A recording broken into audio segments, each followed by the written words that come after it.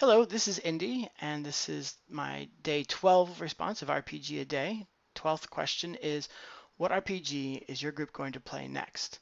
I am currently wrapping up my Rollmaster campaign. I was hoping that someone else would run some Rollmaster Unified as well, so I would get the chance to see it from the player side since it's still in beta test. That doesn't look like it's going to happen. But fear not, I have been collecting new systems in the last several months from about Christmas on. I have this nice, still crisp and unopened, really, Dragon Age book. I was attracted to that one because of the 3d6 mechanic that it uses, where two dice are of one color and a third dice is just another color. And if you ever get a pair in your 3d6 attack roll, you get to look up that extra color, the off color, on a table and take effects off that table. So things that in Rollmaster might have been a critical, or in D&D 3rd edition might have been a feat, like tripping someone, or some kind of extra damage thing, or extra fast attack, are all actually just results of those tables. I watched it get played not as Dragon Age itself, but as AGE on Will Wheaton's tabletop, and it looked really interesting. The second system is, well, this book is almost the exact opposite. Riddle of Steel. You may have heard several other people in Brigade talk about that. I do not remember how I heard about this. I heard about it quite some time ago. This is the system where two things I found interesting and attractive about this system. The idea that the cost for casting a spell is time, and not time off the end of your life, where most people are not really going to care about that. They may die before that, or never play the character that long. Rather that you age right then and there, including growing a beard or whatever.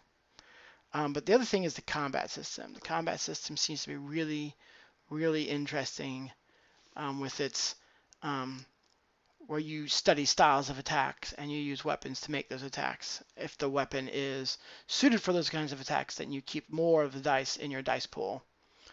Using a hammer to do a thrusting attack is probably like a -7 or -9 dice attack or something like that. So, and it's very fatal, again, like Rollmaster actually. Um, and it actually has a very clear mechanic for fainting. Well, it's not clear, but it's also representative of the fact that you're fainting, which is really interesting. And third, Earth Dawn. I don't remember if this is a 3rd edition or classic. I think it's 3rd. I also have the player's book. I lent that to somebody else to read some of the fantastic fiction that's written in it, and not only the fiction, but just the historical parts, talking about what has gone on in the history of the world. I find thrilling. I thought to myself, I would love to read some novels about in this setting, and I did some web searching, and sure enough, there are novels. Great. Maybe I'll get around to reading them sometime. Um, I have played Earth Dawn before. The other two games, by the way, Riddle of Steel and Dragon Age, I've never played. I've never GM'd. I have played Earth Dawn before, a little bit. It wasn't a very regular campaign. It was very interesting. What struck me about it was the die mechanic system, like having different dice for each stat. And now that I own the book, I've been able to read the passage about that explains that. And okay, it makes sense. I think that's unfortunately an ultimately fatally flawed mechanic, but the setting is amazing, and I love what they do with enchanted items. You know, if you find some axe somewhere, you can tell that it's enchanted, but you can't have access to the enchantments until you learn about that axe's history. That's pretty neat. Like, whose axe was it? What battle was it used in that, made such a historic effect? And when did he lose it? Whatever. Each part of the history that you know more and more about that item, you unlock more and more of its enchanted potential. And that's pretty awesome. But which one of those is going to get played next? Partially that depends on what's in this box, which I have not even opened yet. This is used off of a Books A Million or one of those other stores. What does it say right there? Half Price Books. That's what it is. If there are pre-made adventures in that book, that really kind of moves it up on the list, because that means I won't have to go from running this campaign to running 2 or 3 sessions at the local convention, NukeCon, to writing a whole story for a system I hardly know. So if that has some pre-made adventures, Earthdawn stands to be the most likeliest one to get to the table next. If it does not, I'm thinking about Riddle of Steel. I have a simple idea, and I really just want to see how the mechanics flow and if they're interesting. Riddle of Steel itself is seems to be a fairly low fantasy system, and I've done that a lot. My Rolemaster setting is very low fantasy, so that isn't necessarily a setting that I'm dying to get into, but I'm really interested in seeing the mechanics, and also that that game is going to be so different, and it runs a little different. They actually suggest you run 2 to 3 rounds of combat for one set of opponents, run that through and describe it, and then go to another one and go back in time and go forward, doing a few rounds, and then go to another set. It definitely seems to be designed for pairing off in battle, and but it does say that combat should be done in 3 to 4 rounds because people just die super easy.